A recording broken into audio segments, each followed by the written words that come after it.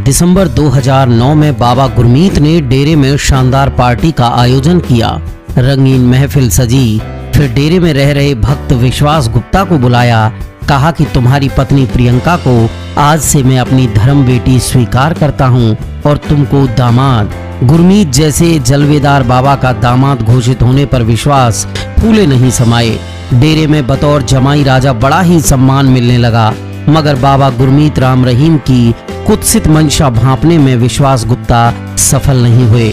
गुप्ता को यह नहीं पता था कि राम रहीम की नजर हनीप्रीत पर पहले से ही थी, इसलिए हनीप्रीत को उसने पहले तो अपनी मुंहबोली बेटी बनाया ताकि वो अपना अवैध संबंध छुपा सके। मई 2011 की उस रात कुछ पल के लिए विश्वास गुप्ता की सांसें थम गई। वह कमरे का वह दृश्य जिंदगी की सारी खुशियां निगल गया। बकौल विश्वास डेरे में बाबा की गुफा की तरफ वे गए। गलती से बाबा के कमरे का दरवाजा खुला रह गया था। झांका तो नजारा देख पैरों के तले जमीन खिसक गई। बाबा अपनी मुंहबेली बेटी के साथ आपत्तिजनक अवस्था में थे। बाबा को पता चल गया कि मैंने दोनों को रंगे हाथ पकड़ लिया है। इस पर बाबा ने चुप न रहने पर जान से मारने की धमकी दे डाली। विश्वास कहते हैं कि उसके बाद वे और उनका पूरा परिवार डेरा छोड़कर पंचकुला में किराए के मकान में रहने लगे। फिर भी बाबा के गुर्गों ने धमकाना जारी रखा। ये हम नहीं बल्कि खुद विश्वास गुप्ता अपनी उस याचिका में कहते हैं जो उन्होंने हरियाणा एवं पंजाब हाई कोर्ट में दाखिल कर बाबा पर बीवी कब्जाने का आरोप लगाया। कोर्ट से बीवी की रिहाई की मांग की थी।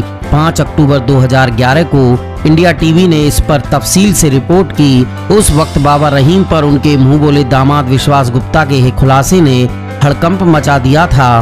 खास बात यह है कि आज भी हनीप्रीत पति विश्वास के साथ नहीं बल्कि बाबा रहीम के साथ रह रही है।